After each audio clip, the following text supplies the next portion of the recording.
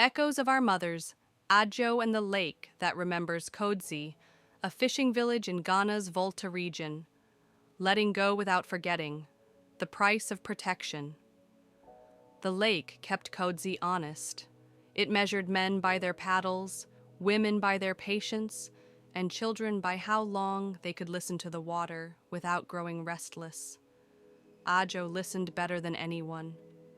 Since her father's canoe never returned, she sat each dusk on the jetty stones, a white shell in her hand. He had given it to her the night before he left. If you listen long enough, the lake will speak back. Sometimes it did, not in words, but in a soft thrum, like a faraway heart beating inside the hollow. The village was starving. Tilapia had thinned, the current dragged nets out toward the deep channels. The chief promised the diviner would set the lake to rights, but the diviner frowned. Something is owed. Something unpaid is holding the tide closed like a fist. Eyes turned toward Adjo.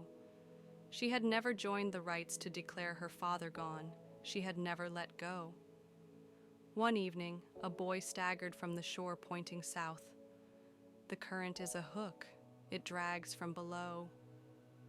At midnight, the village gathered by the lakeshore. The diviner drew a circle in the sand. Who holds back a name holds back a tide. Child, bring what the lake has asked of you. Adjo stepped forward, the shell wrapped in cloth. It pulsed in her hand like something alive. That night, she walked the jetty alone. When she lifted the shell to her ear, the lake called, "Bring it back."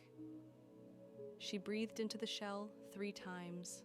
The water beyond the reeds lifted, and from it rose tall, salt-slick men with eyes like cold fire.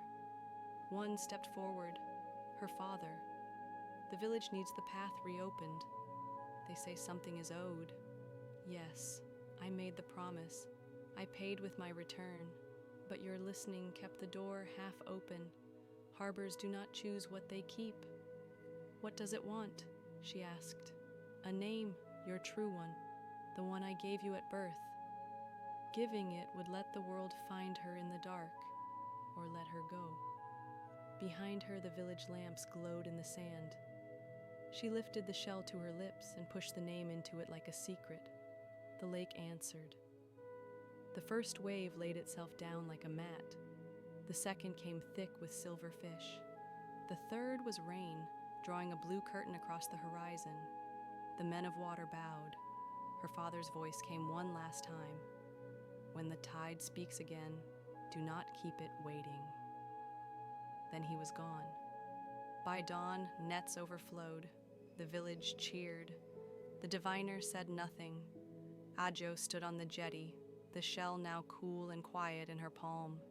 The lake no longer spoke, but in the silence, there was room to breathe. They would say she paid a price Kodzi could not count.